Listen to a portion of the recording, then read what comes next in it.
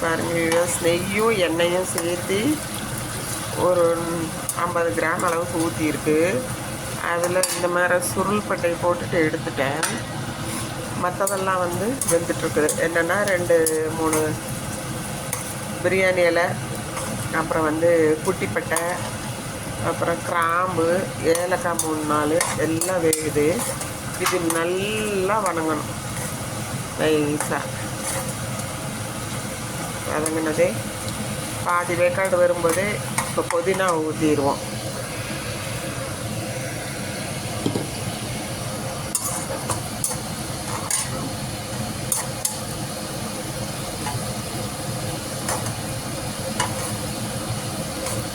நான் ஸ்டெப்பாக வதக்கினோம்னா நல்லா வதங்கிடும், எண்ணெய் ஜாஸ்தியாக இருக்கிறதுனால.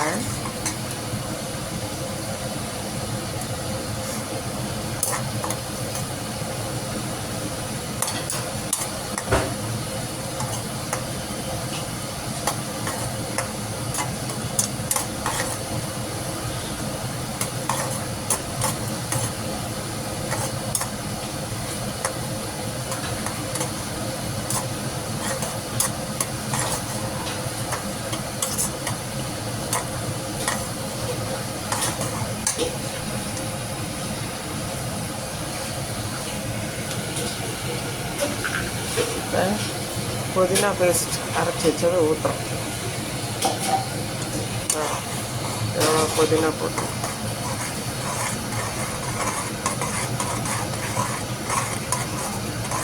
ஏன்னா மட்டன் 1 கிலோ, அதனால் நல்லா அடித்து போட்டாச்சு புதினா.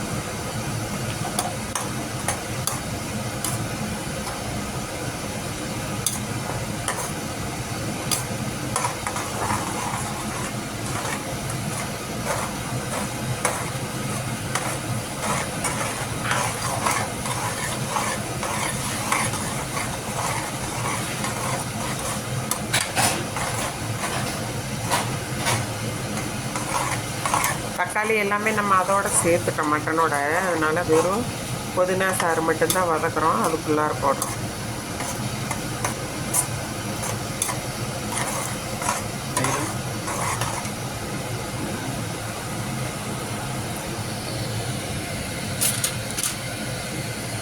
ஒரு லெமன் புளியிடும் இதுலேயே, அப்போ சாதம் ஊற்றுறது தான் வருங்கிறதுக்காக. கொஞ்சம் டேஸ்ட்டு. தயிர் வந்து 2 ஸ்பூன் தான் போட்டிருக்கோம். ஒரு லெமன் அவ்வளோதான் போதும். நல்ல புளிப்பு இருக்கும் இந்த லெமனில்.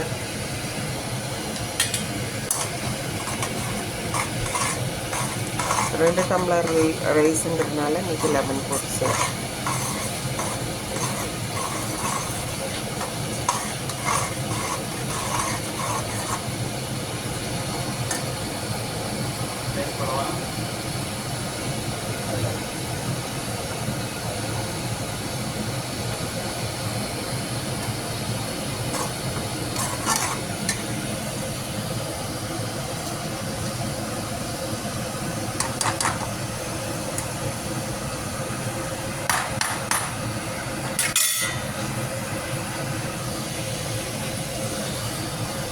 ரைஸ் ஏற்கனவே ரொம்ப வெந்து கிடக்கு.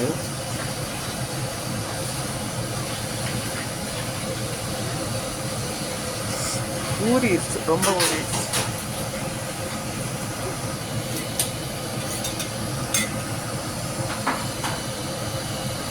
இருங்க காமிக்கிறேன்.